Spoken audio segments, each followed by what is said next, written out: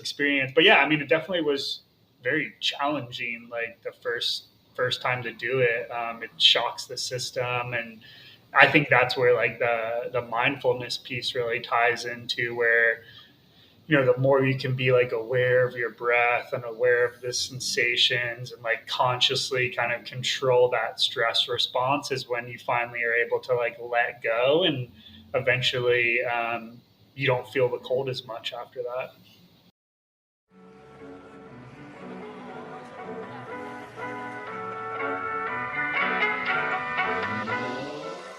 What happens when two dudes, one a retired Navy SEAL commander in Colorado Springs, and the other a hippie meditation teacher in New York City, get together to discuss living mindfully? That's a great question, because we don't know what will happen either. Raw, uncut, and unapologetic. Welcome to Men Talking Mindfulness with co-hosts John McCaskill and Will Schneider. Each week, we take an authentic dive into how mindfulness continually impacts our lives, deepens our relationships, and allows us to be emotionally alive.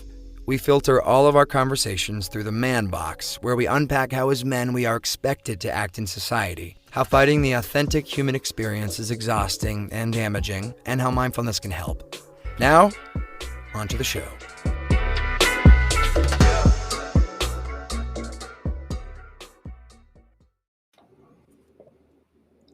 All right, here we are. Surprise, Will. Check that background out. I know. Oh, yeah. We got some ice in the background. Oh, why is that, John? Very nice. Very nice. Talking mindfulness, and we're talking about cold immersion today. And I wore a blue hoodie and a blue shirt, all in kind of thoughts for the theme today on cold immersion. We're going to be going into that. We're excited about this show, as we always are. We love all our shows. We love our guests, but this topic is one Will and I talk about. We talk about it often with one another, but we haven't really gotten into depth into it on the show yet. And we're going to be doing that today. Cold immersion, the benefits of it, ways to do it, how to start, and what gets in the way of people doing it, and then much, much more. And we're going to be doing that. We're going to be doing that today with a good friend of mine, former Navy EOD tech and co-founder of the holistic health company Stasis, Josh Duntz. And we'll get into an intro for Josh and everything else. But first, Will has some announcements. Yes. Great to be here, John. We have our merch, MTM merch, holiday merch sale going on right now to the end of day, November 7th. We have new holiday soft cotton green tees for the holidays, which is great. We also added to our merch, we have some new trucker hats, baseball hats, right? Winter beanies. Of course, we have our men and women hoodies and all of our sizes, our men's and women's. Again, the sale ends on November 7th. So get your merch for the holiday. There's also support small business as well. So if you're interested in buying and supporting the show, please head over to mentalkingmindfulness.com/merch. John will drop that in here as well. And it's US and Canada only at this point. Sorry about that if you're outside of those two areas, but thank you so much for supporting the show. I'll get this, John. We need our grounding practice. Again, mentalkingmindfulness.com/merch to get some merch for the holidays. And again, thanks for supporting the show. There you go. All right, let's bring our guest up. We'll go into a bio and then get our grounding practice. Josh, good to see you, brother. How are you? Hey, what's up, man? Good. Look at that hair, man. I love it.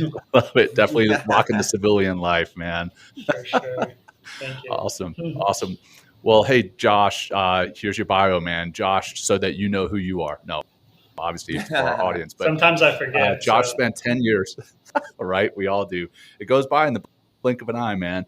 Anyway, Josh, he spent 10 years in Navy EOD community before transitioning into the startup world. And he is the co-founder of Stasis, as I said at the beginning, which is a holistic health education and training platform.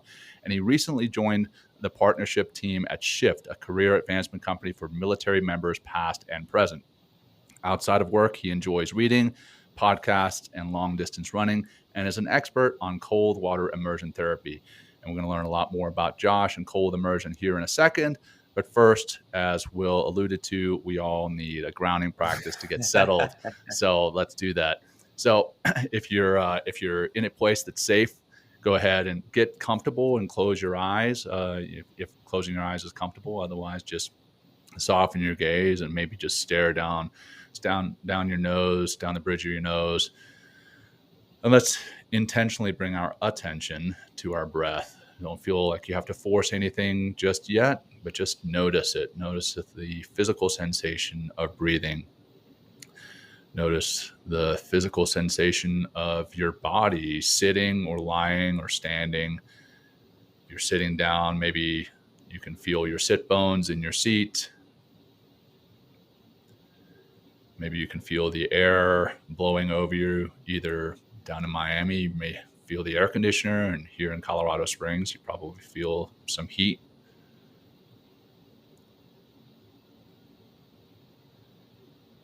Feel your feet on the ground, kind of rooting into that ground. And now let's take 3 deep breaths together. Begin by breathing out all your air, bringing your navel to your spine. Breathe in deep, in through your nose if you're able. Hold at the top for 3, 2, 1. Let it go nice and slow. Slow. Slow. Hold at the bottom for 3, 2, 1. Breathe in through your nose. Hold at the top. 3, 2, 1. Relax, nice and slow. Slow. Slow. Hold at the bottom. 3, 2, 1. Last one. In through your nose. Hold at the top. 3, 2, 1. And relax, letting it go nice and slow. Slow. Slow. And now when you're ready on your own time, come out of the practice, start to blink your eyes open or refocus your gaze.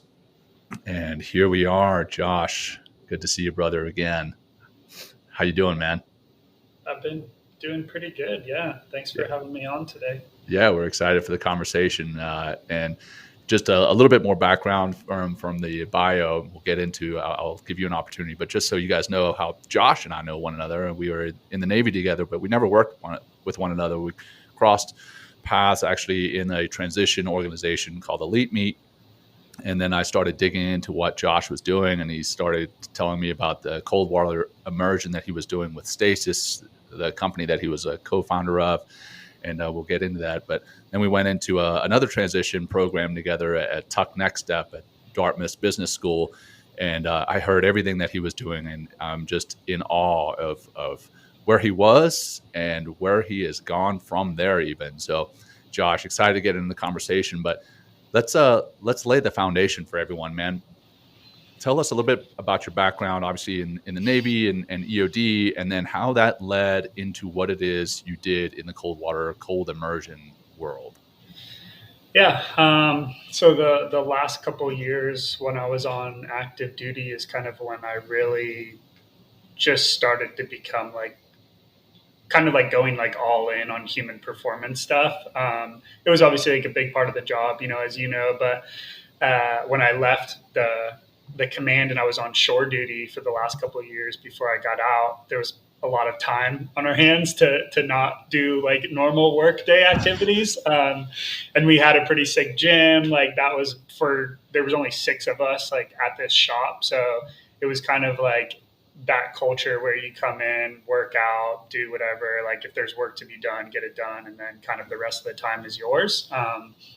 And so we bought a sauna and a cold tub for the command there to have as part of our gym. And that's right when Wim Hof was getting really big and popular, I guess more mainstream. And I first heard about that, and I was okay, what's all this about? And that's how I originally got into the exposure work, both in the cold side and then with heat with sauna. And I just loved it since the first time I did it. So yeah, that's kind of how I originally got into it, and it's just kind of been a part of my, routine since then. What was your first experience like, Josh? That first moment can you to describe it for us?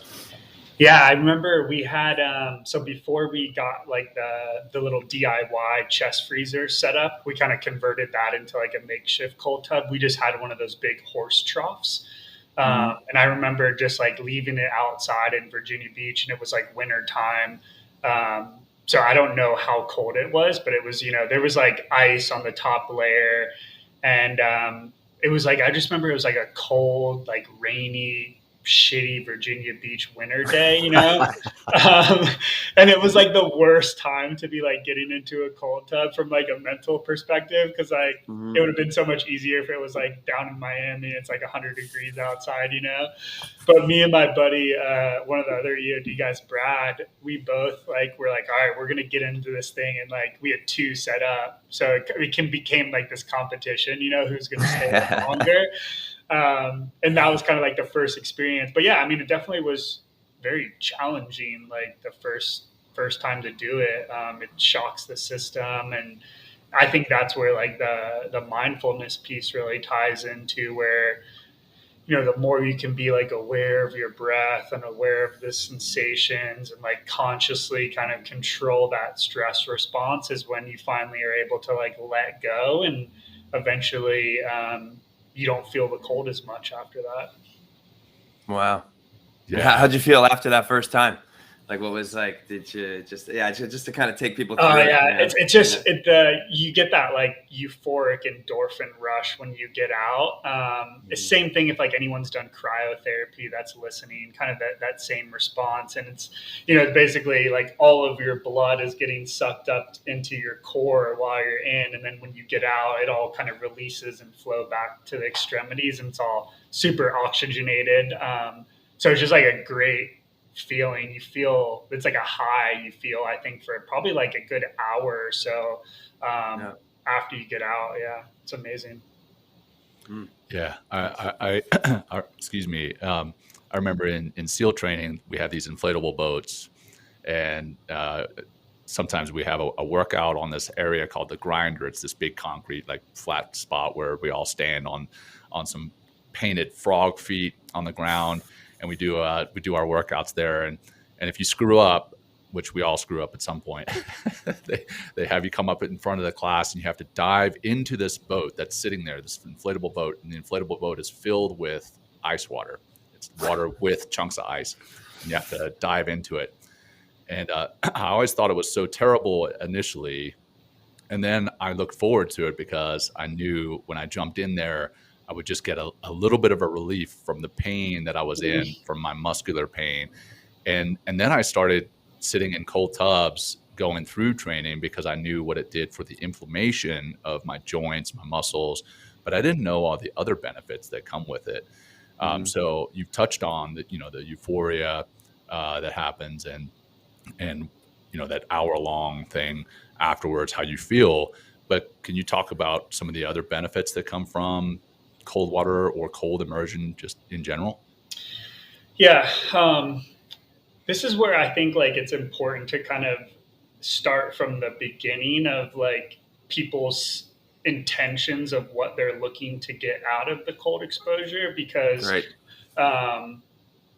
like a lot of people will just kind of rattle off like benefits of cold exposure, but really depending on like how you're using it, when you're using it, and what the intention are, there can be like totally different outcomes, And so I think that's super important for people to understand before they get into it, is like, just like with anything else, right? Like mindfulness practice. Psychedelics. Yeah, exactly. Like, what is the intention of me doing this practice? And there's kind of like a couple different buckets. There's one that you can look at for just like stress resiliency, right? Or like a mindfulness practice. There's 2, I think, for like athletic development and recovery. And there's like different buckets that even can go underneath that. Like, are you training as an endurance athlete? Are you someone that is like trying to build hypertrophy and worries about like muscle mass? And then like kind of like the third piece is just like, I'm doing this to like enhance my morning routine or help me sleep better at night. And then like, depending on which bucket you land into, there's going to be like certain benefits that are going to be most important for that outcome.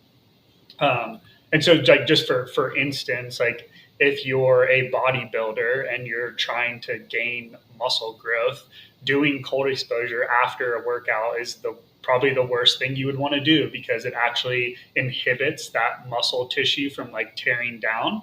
Like you mentioned, John, like it helps with not having, it's like anti-inflammatory, Right. but in order to build bigger muscles, your muscles break down and they build back bigger, and that's how they get bigger and stronger. So again, it's like there's so many different ways that you can use it, and it's really important for people to know what they want to get out of it before they start. Nice. Well, as an you're ultra runner, right, Josh? You've done ultra marathons before. How has that helped you? I mean, how have you included that? How, what are the things that you've seen by, going on these long runs? I can only, like, what's the longest you ever run? 52 miles. 52 miles. That's a lot of mileage. Double marathon. Double marathon. So how do you incorporate, this cold immersion and cold therapy into, and how has it helped, enhance your results and stuff? For sure.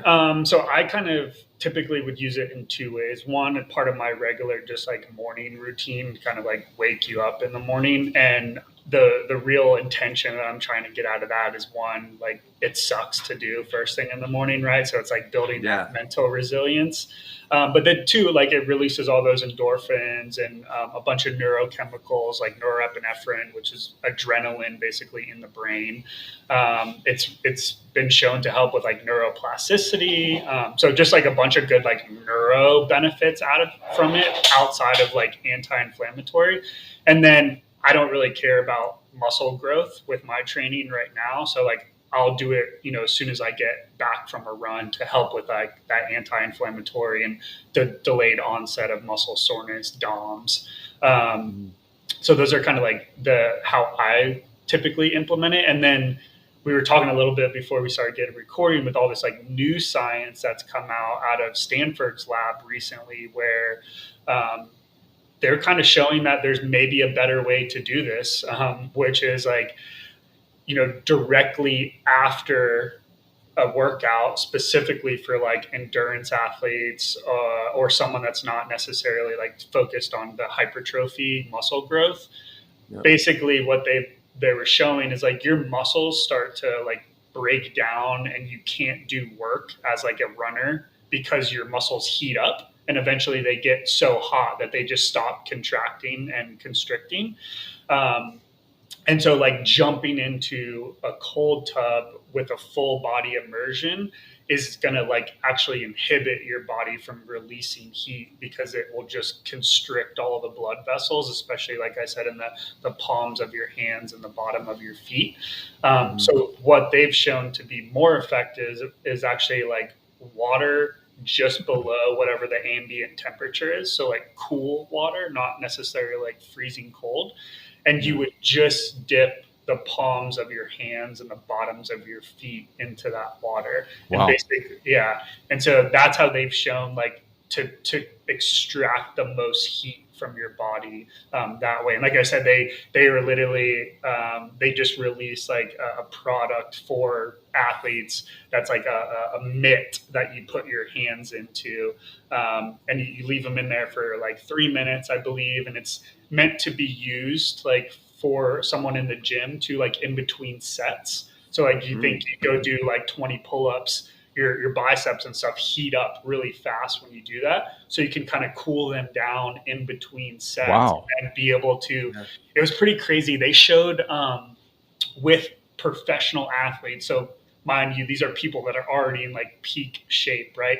I think it was a 300% increase over the course of 2 weeks by implementing like these cooling procedures in between their workout sets.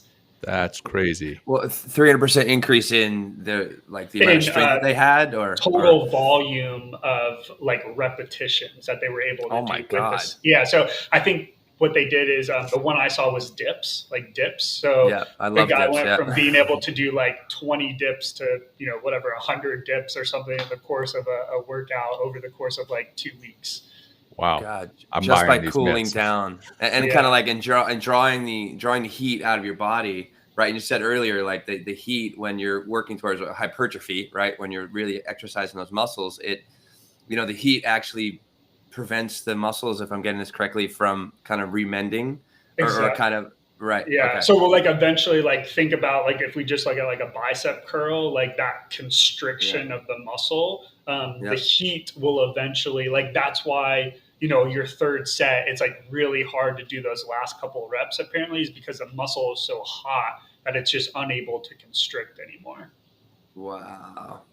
That's really, oh my God. I'm really excited. All the, a lot of the things we've talked about in the show, Jon, the breathing, we could talk about the breathing and how this helps in a moment, but also like just even the cold therapy, I'm interested to see, the next generation of athletes that come from, carbon dioxide, deficiencies and stuff like that, as well as this cold immersion, like what's hypoxia, really tapping, really tapping into another level of the body's potential by, messing with the temperature and also messing with the, the biochemistry on the inside with the air that we continually bring into our body. Amazing. Yeah, the human performance like space right now is there's so much money being poured into it, both from like private sector and the DOD, that I think it's going to be like crazy to what we see like 10 years from now as far as like what humans are capable of doing. The bionic man. Yeah, but they might not be like humans anymore, who knows? That's awesome. So I know we had Errol Dobler on our show a few months ago, and he's a Wim Hof practitioner and teacher, instructor, and he talks about in his book about the effects of cold therapy, but he also talks about what one feels prior to getting into a cold tub or a cold shower, and then how they judge themselves, right? So you're like standing outside your cold shower, you haven't turned it on yet, and you start having these thoughts about, oh, this is going to suck. So you start, right? So you start having the kind of the meta emotions, the meta thoughts about, you have thoughts about your thoughts and emotions about your emotions. And I'd love to know what gets in the way of people getting into cold tubs or cold showers, and how to overcome that, and then what your feelings, I guess everyone here, let's all three talk about it. Yeah, for sure. About our own emotions before we get into a cold shower or a cold tub. Yeah. I think a lot of people try to like make the mistake of trying to like do too much too fast when they're implementing it.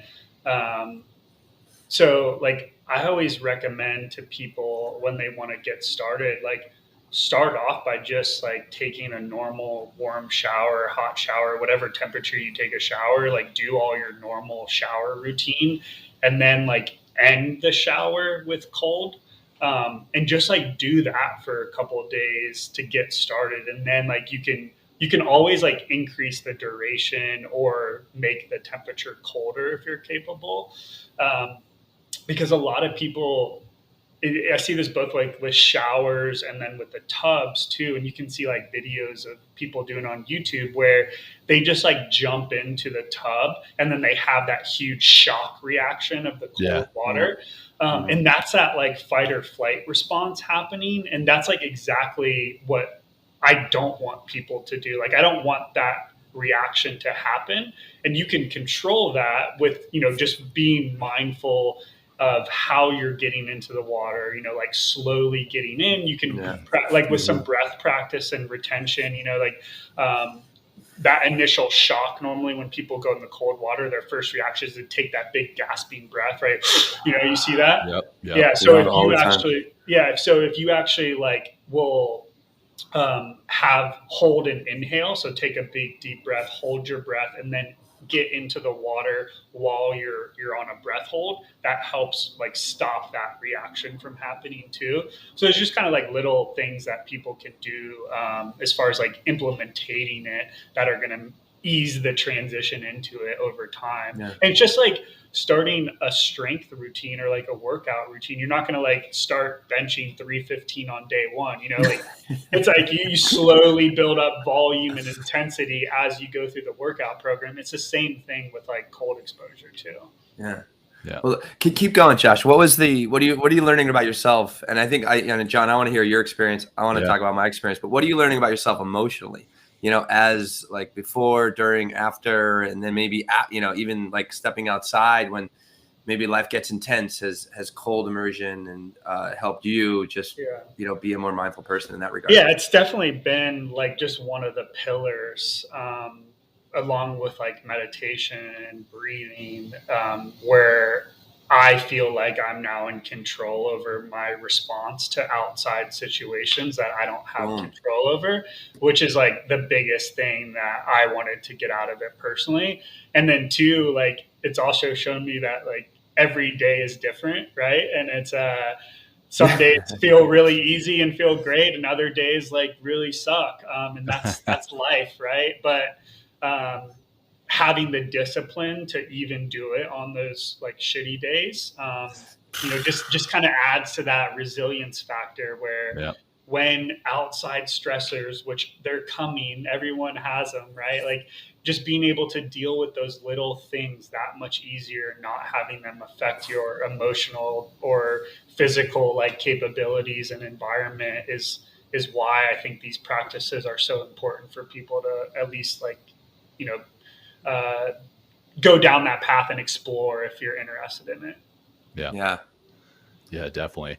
And Will, you asked me my thoughts and my relationship. So funny enough, a couple weekends ago, I was on a playground with my daughter, and she was climbing this little apparatus on the playground, and got to a point where she couldn't go any further. She got a little scared, climbed off the thing, and she was crying. She's 4 years old. And I was like, "It's okay, baby. You don't have to do it." And she's like, "No, big kids must do hard things." And I was like, "Damn, that's right on, girl." Awesome. And she got back up there and she did it. But that right there comes back to what Josh was talking about with the resilience. And we talk about resilience on the show quite often, resilience and grit, and how you got to get comfortable doing uncomfortable things, or get comfortable being uncomfortable, and what that does for your mind outside of the cold plunge, outside of the cold shower, in everyday life. So if you do that regularly, it's going to set you up to be more resilient when life throws those punches, right? And it is uncomfortable. And when you stand there, I don't start with a warm shower. I personally jump right into a cold shower. But now I think I'm going to start doing what you said, Josh, because it is maybe I'll start with warm and ease my way into the cold. But yeah, I jump right in. But I have that right as I'm like, I've got my hand on the handle, the shower handle, and I'm thinking, damn, this is going to suck. Right. And then I start thinking, I'm like, all right, stop being a weenie about this. And then I start thinking about that thought. And there's a lot of judgment involved in the few seconds before I actually hit the cold shower. But I've learned over time, okay, stop judging yourself. You don't have to force this. And I know Wim Hof talks about, you don't force it. You don't just do it. And I've learned to just do it. And when I do have those judging thoughts, to realize that's that negative self-talk coming in, and to work to get over that. And then I will, after the cold shower, I will go and meditate on how I felt before, during, and after. So that's helped me throughout the day after a cold shower or a cold plunge. I haven't taken a whole lot of cold plunges lately, but the cold shower is what I'm doing. That's what I think I'm continuing to be comfortable doing uncomfortable things by doing a cold shower. That's one of the things that I do regularly in order to maintain my level of grit, in order to maintain my level of resilience. I mean, you don't get that many opportunities as an adult to put yourself intentionally into an uncomfortable position. And this is one of those opportunities to do that. So over to you, Will. Yeah, I've, actually today is funny. This morning we're having this conversation. I was just kind of, I normally get up every morning and it's right into the cold. Like it's only like maybe a 2-minute shower. It's like I do the whole thing. Like I wash myself, I'm doing the cold, I'm breathing as I'm doing it. I definitely have that experience before I step in. Like every single time it's like, oh shit, another cold shower, and it's like, and also, but and as the temperature gets colder here in the north right now, in the Northeast, like it becomes a little more mentally challenging and emotionally challenging to get into the cold. But the reason I continually do it I mean, because like number one is really the health benefits for me. Like another one is just that the emotional resiliency that I continually find getting uncomfortable and understanding myself as more of a force, and and I can really create my own experience by just doing something as simply as a cold shower. It's it helps me with the relationship when things get uncomfortable outside of the cold shower in my life, instead of, rising to the temperature of, or whatever kind of emotional situation is going on, I can just stay calm. I can find that breath. Like I usually typically, breathe in the shower, especially like you talked about earlier, Josh, that big initial, like, like when like, it's okay. Like I'll go in head first, right? I'll hit up my face. It's not so bad. My head, as soon as I turn around, it hits the back of my neck and my backside. That's when I get that. Dude, the back. Right? Yeah, I know, right? Every single time. And then I just take those breaths, and it's funny. Like after like just 10 seconds, I'm like, it's all good, But I could also, what I'm learning, if it gets really cold, I can just put my hand on the warm wall, and I can just literally shift my focus. So instead of it all being about the cold water, I can make it and kind of shift my intention and shift my focus onto something that's warm for me. It also helps me when I do like a few times a month, like, it's tough to do cold plunges in the city, and I don't have like a backyard that I could just make something in a cold plunge at this point. But I go to, there's a spa and kind of a bathhouse that I hit up, quite frequently every month. And this time of year, I'll actually, instead of going to like, the steam room or the sauna first, I'll go in cold first, because I want to be like, because it's exactly the thing I don't want to do. But it's the thing that is going to develop that grit and resilience, because if I can sit in that cold for like 2 or 3 minutes, and knowing in the back of my head, like the reward's coming where I can like take like the hot sauna or, do the steam, and when I get in that cold, especially, usually I go like Fridays, so the week can be really intense. After that first initial uncomfortableness with the cold, like maybe 30 seconds or a minute, everything starts to calm down. Like if I'm able to find my breath in the cold, I can just really face myself, and I can make that distance between my emotional life and my breath. And also one thing I'll say about, this grit, resilience in the cold, what it does, and we talked about this with our wonderful guest, Dr. Seth Hickerson, which we're both working for at My Steady Mind, talks about that STEA process, STEA, right? Stimulus, thought, emotion, action, right? This is a massive stimulus, right? And it just shows you exactly who you are in that moment immediately. And if I continually create more of a gap, what we're trying to do is get away from here's the stimulus, and instead of going right into thinking and into an emotional response and taking action based on those thoughts, those feelings, and taking those actions, I can always be a better, in my family, when someone's being an asshole or something like that, or some friend, I can just take a breath, and instead of like battling them back, or, I can just be calm and just be grounded and stay centered. And instead of getting emotional and creating more of a fight, I can just be more passive and more peaceful. So it's been pretty incredible, like the cold plunge. I really recommend it for everybody. Well, Josh, what about? Yeah, I'm sorry. Will goes on Friday after doing Men Talking Mindfulness, because it's so stressful. This show. It can be. Kidding, of course.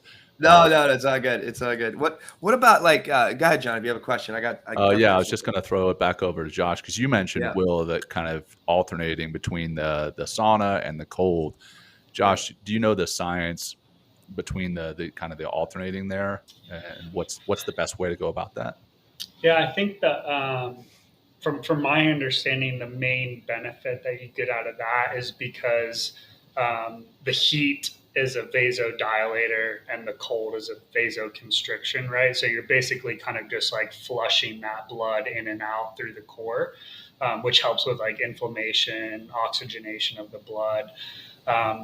From what I've seen, I think the best way to do it is cold, hot, and then you always want to end on cold and let your body re-warm naturally. And I think that has to do with just like getting the most out of that last cold session. So it's going to hold the blood to the core longer. Whereas if you got into the sauna and ended on the sauna, it's kind of, again, just going to be another vasodilator. And I think like 3 rounds typically is what I've seen like being recommended. I don't know if there's been like actual studies on this. And then you want to, I think the ratio is supposed to be like 3 to 1. So three times longer in the heat as you are in the cold. Okay. Perfect. Okay. Right on. Wow. Yeah, it's interesting about these spas and stuff like that. Like they've been around since, I don't know, thousands of years. Like every single culture, has this. They use the hot sauna and the cold. And I just want to throw that in there because it's just like it is just such a part or something about that process that helps us to. I mean, obviously to heal and to be more grounded and more calm, but it's just kind of it's been around for thousands of years. Like I've always wanted to go to those baths in like Turkey. They have those beautiful. Oh my God, those beautiful salt baths and hot. Yeah, the Roman bathhouses were super cool, and like people can look this up on Google. But they literally had 3 different rooms in them. They would start off in a hot tub. Then they would move into like a lukewarm tub, and then the last tub would be a cold tub that they would like finish off their experience with. Super cool. Yeah, I wish we still had like stuff like that. It'd be awesome.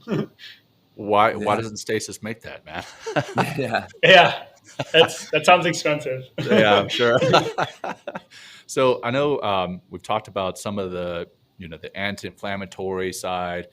We've talked about the hormones, the endorphins that are released during a cold plunge or a cold shower, and you've talked about how it can wake you up. I want to touch on some of the other benefits, or at least reported benefits. I don't know. I'll be completely honest. I don't know the science behind this and whether or not deep studies have been done on these. But I've heard that cold water can improve your circulation and your immune system.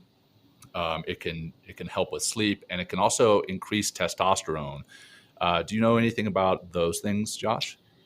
No, I haven't. I mean, yes, I've heard all those things too, but I don't have like, again, that deep knowledge. The only other thing that I've seen that was really interesting, like actually in studies, was how cold exposure can help with like brown fat adipose tissue. Oh, yeah. So Yeah. it can basically like turn white fat, which is like bad blubbery fat, into like brown fat, which is just much more easily used as energy. So like you burn brown fat much easier. So people that want to be skinnier, like you want more brown fat.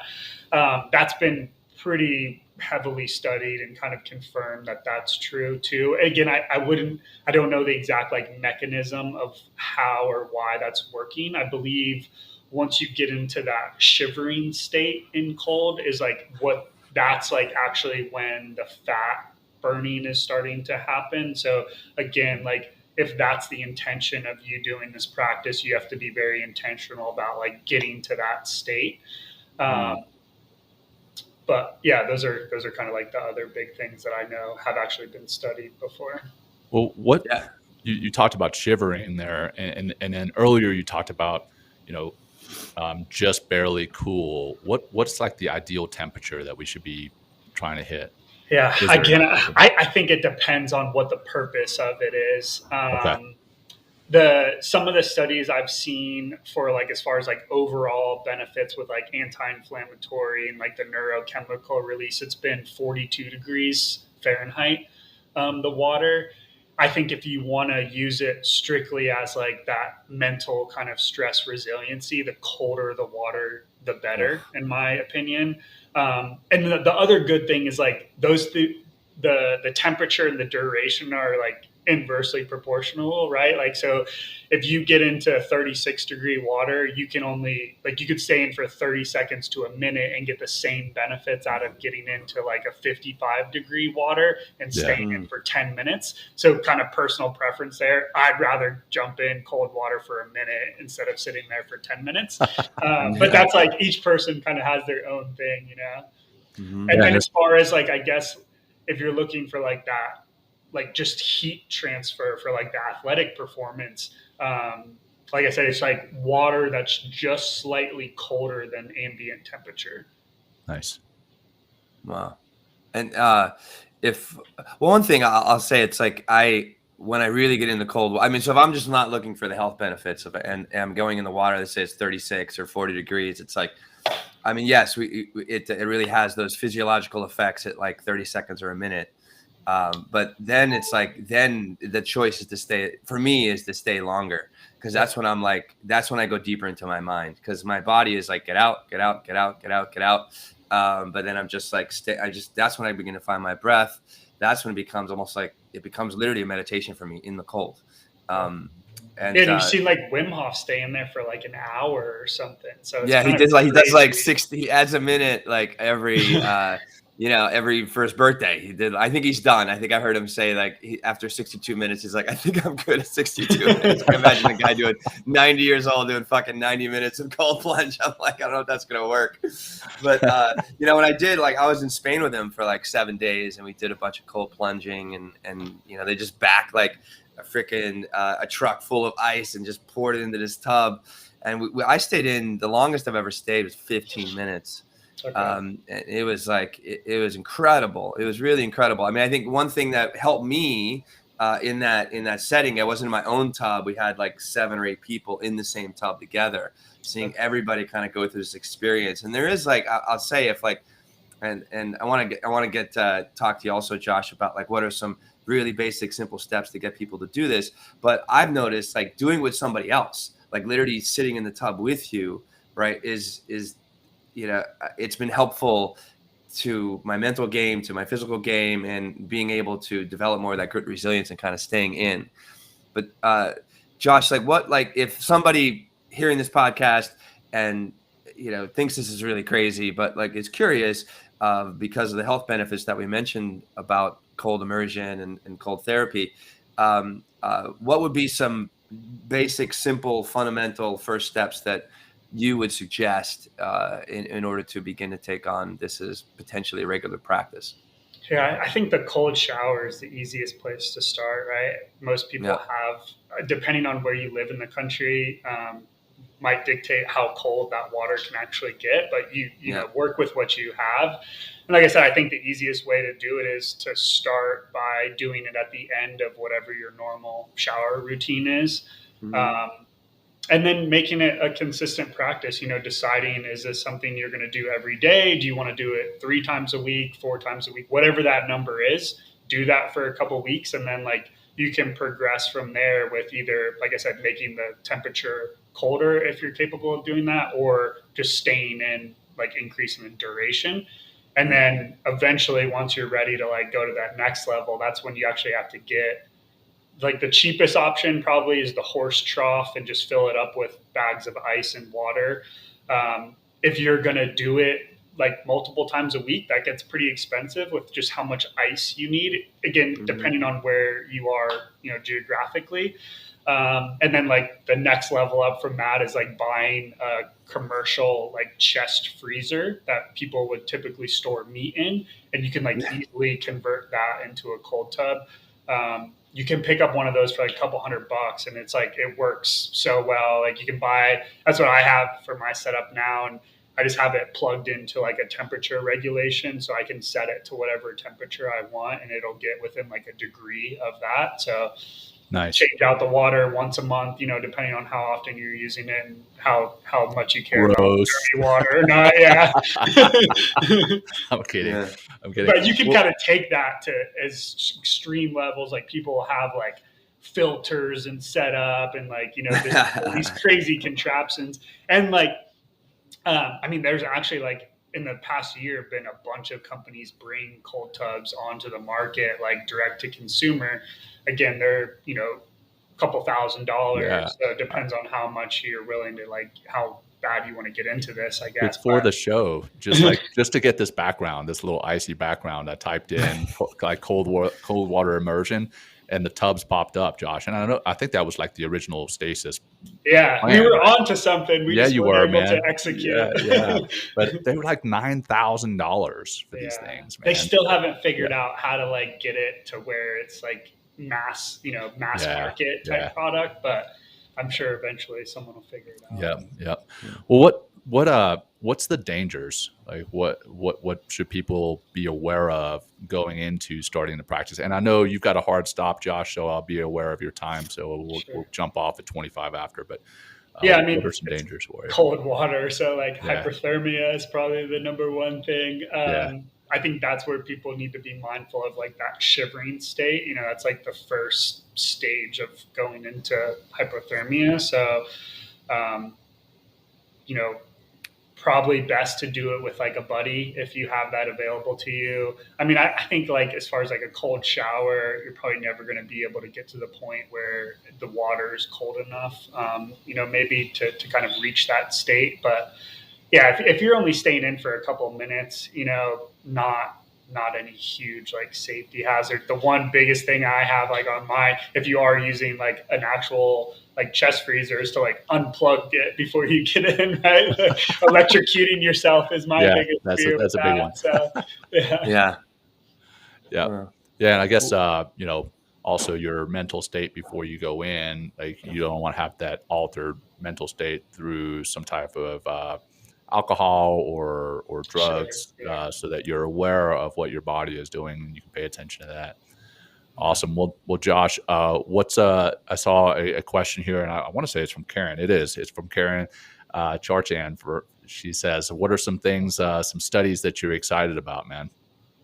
Yeah, so I think it's all the stuff that's coming out of that Stanford lab right now. Yeah, they seem to be, I highly recommend everyone listen to the Huberman podcast, just a wealth of knowledge as far as human performance, from diet to exercise to nootropics, kind of all over the map. But yeah, I think what they're doing with like the cold exposure piece and like actually developing products that people can easily implement into their like training regimens is going to be a game changer. Because I mean, like, if we're being honest, like cold exposure isn't the easiest thing to do, just because the setup time and stuff, depending on like, you know, what your access is to cold water and stuff like that, it's kind of a pain.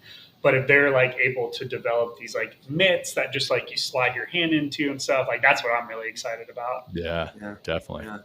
What about I know we're good on time. We're good. We got but about the breathing, like one thing that Wim is known for, and we've worked a lot on, was that inner fire breath. And how has that helped to you know, enhance that experience or make the experience more, or heat the body? Like, what about that inner fire breathing, and how often do you use it? Or yeah, I used to do that. Like I would do kind of Wim Hof style breathing, like how he recommends. So right before I got in the tub, and then my breathing pattern would normally like shift into just like more intentional, long, slow, deep breaths while you're in the cold.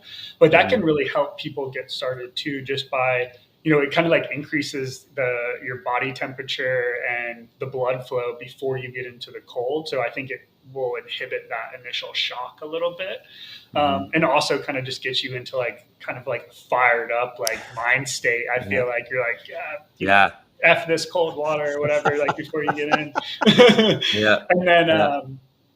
And then kind of like after getting out of the tub, I think it's really important to like do some more like down regulation breathing, just to kind of slow everything back down and like come back to like that, you know, homeostasis level, to just like reap all the benefits that I think you get out of being in the cold.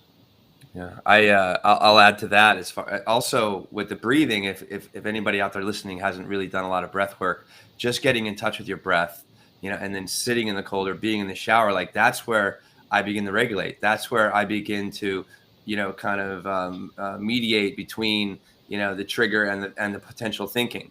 I just stay centered, find the breath. And it's really empowering when I'm doing a cold plunge for like 3, 4, 5, 6 minutes, that I can just, instead of the cold kind of infiltrating and seem like it's kind of like battling into my body, I can actually find the breath and push back. And there's been times where I've been immersing in the water where I actually can generate heat and kind of feel like I have a force field of warmth around me, because I'm able to find that breath and stay, instead of getting into, you know, a parasympathetic fight or flight kind of, oh my God, you're totally fucked. I mean, because you're, you know, here comes all these stress hormones coming in your body, but to stay calm, to stay relaxed through the breathing, and being very aware, because it's so visceral, the cold, and just maintaining that center. It just has continually shown so many benefits to, and just out, not just in that moment, but outside. Even when I'm like talking on the podcast, one thing that, I get a little nervous, I get anxious, just staying calm. This is kind of my cold immersion now in some ways, just being present, and being okay with what's happening. But it comes back to all that little work and all those little, even taking a 15-second or 1 minute or 30-second cold shower, you get to know yourself on a deeper level. And that's one of the reasons I wanted to have this conversation today. And really, sure. and bring you on, Josh, as well, because there's something to this cold, and I think it's growing and growing and growing. And I think we're going to see and hear a lot more of it, than we already are, because of the incredible, not just the health benefits, but like the psychological, the emotional intelligence that's gained, I do a cold shower every single time before the show, because I'm like, all right, let's go. I want to get amped up. I want the dopamines in my body. I want to get really excited for the show, and kind of bring more of my, all of these myself forward because of just getting in the cold. It's also just like a part of, I think, our like primal DNA, right? Like, I mean, we haven't really had these temperature regulated environments for very long. So I think there's something that like taps into that too when you're in the cold. It just like, I don't know, it's like very primal for me, both in like the cold tub and then also like in a sauna situation where there's something there that I feel like we're extremes. missing. Yeah, exactly. Yeah. Get into our DNA. Exactly. Yeah. Right on. Yeah. Well, hey, Josh, what's the best way for people to find out more about what you're doing or to get in contact with you, man? Social media, on everything. I think it's just Josh at Josh Duntz. So you have my name typed up there. Yeah. I'm on LinkedIn, Instagram, and Twitter are kind of like the three things I really use. And then, that's the best way to get in contact with me. Cool, brother. And Duntz is spelled Duntz for those that are listening and not watching right now. So Josh Duntz. There you go. Great. Well, Will, you want to wrap it up with a grounding practice, and then we'll let Josh go. Yeah, I would love to. Great. So we'll do some breathing right now. Good. Find that seat or take that pause, or just follow along with the breathing for the next few moments. Good. So close the eyes if that's safe. See if you can create a longer spine, just to kind of begin to energize more of the spine by grounding down into your sit bones or into your feet, and then lengthening all the way up through the crown of the head. And we'll start with an exhale, let it go out. And this is some breathing you can do, even be just a few moments, just to kind of control yourself before you go in to that cold shower, that cold plunge. Just take a big inhale, fill all the way up, nice and smooth. Let's exhale out the mouth. As a way just to kind of release some stress and some energy. Let's do a few more of those. Inhale really big through the nose. More breath, more inhale. Exhale, let it go out the mouth through the throat. Good. 3 more. Big breath in. Let it go out. We got 2 more. Big breath in. Out, out, out. And last one. Inhale. Let it go. Let's just take a few more breaths in and out through the nose. Bigger breaths than normal. And just notice as you breathe, just notice how you're feeling without judgment. Getting to that, developing that EQ by just being observant and witnessing our emotions. And not judging them or trying to change them, but just noticing and being with them. Noticing we're not our thinking, we're not our feelings, we're not our sensations in our body. We're in the center of this magnificent human experience. A couple more moments here.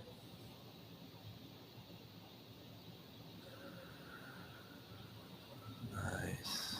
One more big inhale. And let it go, let it go, let it go. Very nice. Good. When you're ready, you can open the eyes. And Josh, I really, really appreciate your time and your wisdom today. Thank you so much for being part of the show.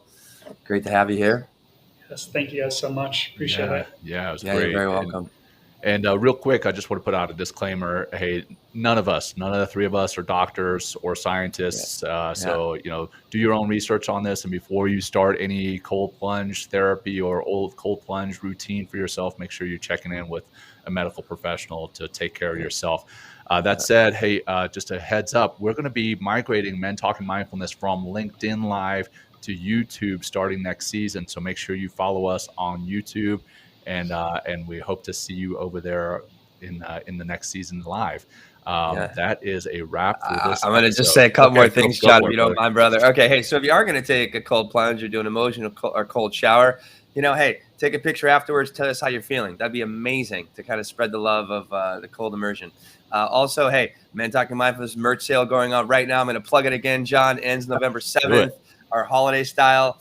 And also, hey, big fan of the show and you're listening to the show, take a little screenshot right now and post it on your social and spread some more of the Men Talking Mindfulness movement out there for everybody.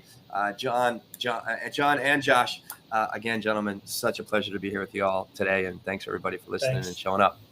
Cheers, Peace. guys. Take care. Cheers. Thank you. Thanks for joining Will and Jon on Men Talking Mindfulness. If you enjoyed the show, please like and share it with your friends and family, and please, we would appreciate a review too. Until next time, this has been Men Talking Mindfulness. Thanks for showing up.